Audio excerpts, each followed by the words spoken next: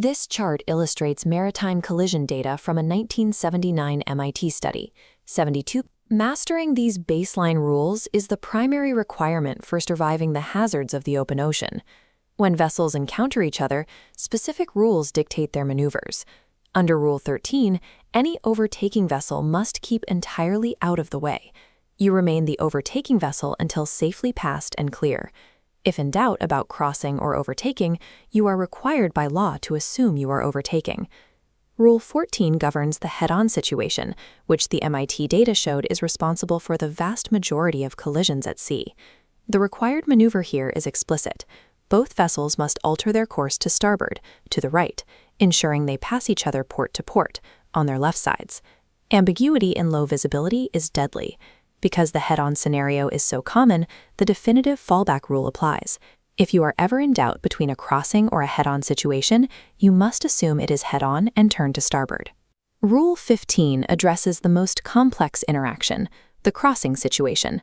This diagram shows what happens when power-driven vessels cross paths. The vessel with the other on its starboard side must give way.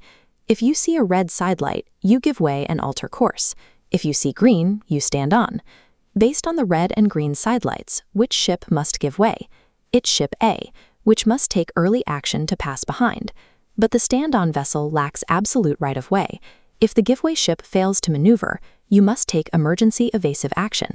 Having the right-of-way does not allow you to maintain your course into a disaster. Both vessels share a legal obligation to avoid a collision. Rule 12 covers sailing vessels, which operate under a different logic based on the wind. A port tack yields to a starboard tack, and a windward vessel yields to a leeward vessel. On the water, you will regularly face multiple interactions at once. Consider this scenario. Ship 1 is overtaking Ship 2, while Ship 2 is simultaneously on a crossing path with Ship 3. In these hierarchies, overtaking rules dictate the priority. Ship 1 must stay clear of Ship 2, regardless of whether Ship 2 is acting as the give-way or stand-on vessel in its independent interaction with Ship 3.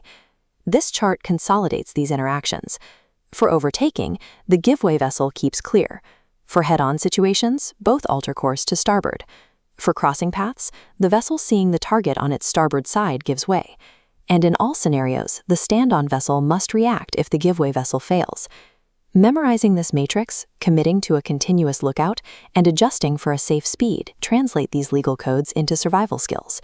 These specific actions organize the chaotic ocean into a predictable, safely navigated system.